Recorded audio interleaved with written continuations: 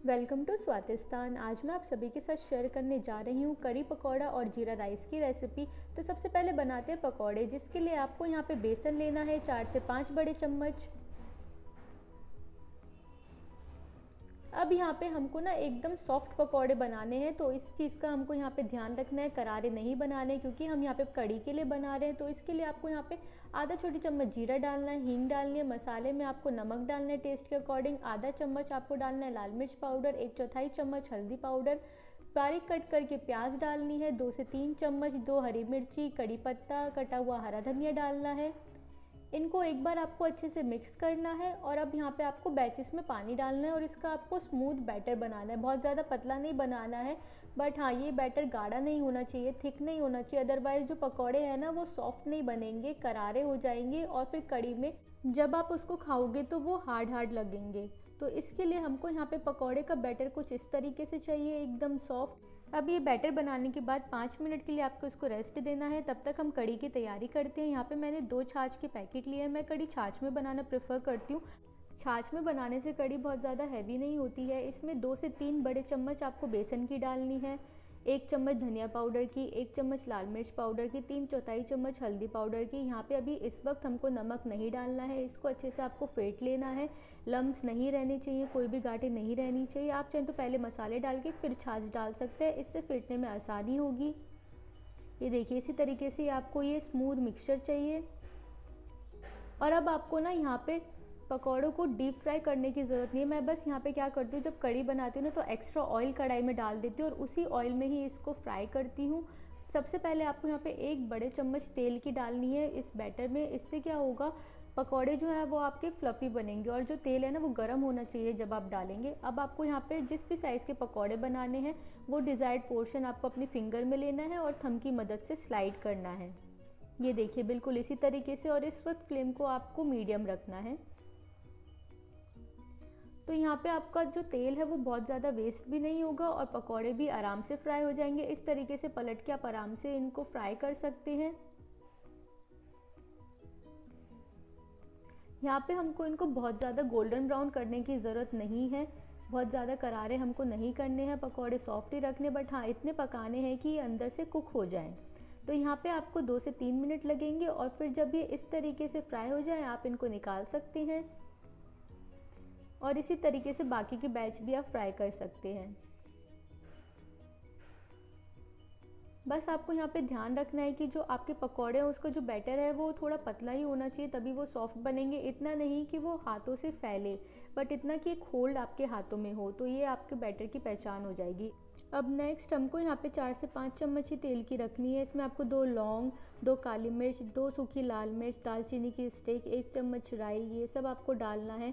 2 चुटकी भर हींग की डालनी है। यहाँ पे 5 से 6 कड़ी पत्ता डालना है, 1 बारीक कट करके प्याज डालनी है, आधा छोटी चम्मच मेथी दाना, 1 तेज पत्ता, और साथ में आपको इसी पॉइंट में ही हरी मिर्ची डालनी है 2। 1 इंच अदरक को ग्रेट करना है। मैं यहाँ पे लहसुन डालना प्रेफर नहीं करती हूँ, आप चाहे तो इस पॉइंट पे लहसुन भी ग्रेट करके डाल सकते हैं। अब आपको यहाँ पे इनको 2 मिनट के लिए कुक करना है मीडियम टू हाई फ्लेम पे, जब तक प्याज ट्रांसलूसेंट ना हो जाए। फिर 2 मिनट बाद इस पॉइंट में हमको यहाँ पे डालना है जो हमने मिक्सचर प्रिपेयर किया था ना वो। बट आपको इस पॉइंट में ये ध्यान रखना है, जब भी आप ये मिक्सचर डालेंगे एक हाथ से आपको चलाना है, एक से डालना है और फ्लेम को आपको लो रखना है और इसको आपको लगातार चलाना है। इस पॉइंट में आपको पता चल जाएगा जितना भी बेसन आपने डाला है कि कंसिस्टेंसी आपको कैसी रखनी है। आप चाहे तो थोड़ा पानी और ऐड ऑन कर सकते हैं अगर आपको थोड़ा सा गाढ़ा लगता है तो। अगर आपको जिस कंसिस्टेंसी की कड़ी चाहिए उतने तक लगता है तो आप उसको उतना ही रहने दे सकते हैं। और जब तक इसमें उबाल नहीं आता है तो आपको इसको लगातार चलाना है। इसमें आपको 5 मिनट तो लगेंगे ही, मीडियम फ्लेम पे आपको इसको लगातार चलाना है। और जब उबाल आ जाए तो सबसे पहले आपको यहाँ पे नमक डालना है टेस्ट के अकॉर्डिंग। और जब इसमें अच्छे से उबाल आ जाए तो आप इसको साइड में रख सकते हो और बीच बीच में चला सकते हैं। जितना ज़्यादा आप कड़ी को पकाएंगे उतनी ही ज़्यादा टेस्टी लगती है। और बीच में अगर आपको बाय चांस लगता है आप फर्स्ट टाइम कड़ी बना रहे हैं कि गाढ़ी हो गई, तो आप थोड़ा सा पानी और डाल के कंसिस्टेंसी को एडजस्ट कर सकते हैं और फिर इसमें एक उबाल और ला सकते हैं। और जब इस तरीके से ऑयल छोड़ दे तो आपको यहाँ पे सारे पकौड़े डालने हैं। फिर यहाँ पे हम एक तड़का प्रिपेयर करेंगे। जो मैं सरसों के तेल में बनाने वाली हूँ, आप चाहे तो घी में भी बना सकते हैं, बट सरसों के तेल में इसका फ्लेवर काफ़ी ज़्यादा अच्छा आता है। इसमें आपको 1 चम्मच दरदरी कट करके धनिया डालना है साबुत, 1 चम्मच आपको छोटा जीरा का डालना है, चुटकी भर हींग डालनी है, 1 बड़ी चम्मच आपको कश्मीरी लाल मिर्च पाउडर की डालनी है। इनको अच्छे से मिक्स करना है और ये तड़का आपको स्प्रेड कर देना है। थोड़ा सा मैंने बचा लिया है, गार्निशिंग के वक्त डालूंगी। ऊपर से कटा हुआ हरा धनिया डालना है और तड़के में आपको आधी छोटी चम्मच कसूरी मेथी भी डालनी है और इसको डाल के एक मिक्स देना है। आपको फ्लेम बंद करनी है और इसको ढक देना है। 5 मिनट के लिए आपको इसको ढके रहने देना है, जिससे जो फ्लेवर है ना वो अच्छे से इन्फ्यूज़ हो जाएंगे। अब चलिए बनाते हैं जीरा राइस। इसके लिए मैंने यहाँ पे 2 चम्मच घी लिया है, इसमें 1 चम्मच जीरा मैं डाल रही हूँ। जब ये अच्छे से कुक हो जाए, जब इसमें क्रैकलिंग साउंड आ जाए, इस पॉइंट में आपको डालना है पानी। जितनी भी क्वांटिटी के आप राइस बना रहे हैं, जैसे मैं 1 गिलास राइस बना रही हूँ, मैंने इनको 15 मिनट के लिए भिगो लिया था, तो अब मैं यहाँ पे से दुगना यानी 2 गिलास पानी डाल के इनको अच्छे से मिक्स करने के बाद नमक डालूंगी और इनको कुक करूँगी 5 मिनट के लिए। यहाँ पर मैं इनको करूँगी मीडियम टू हाई फ्लेम पे कुक।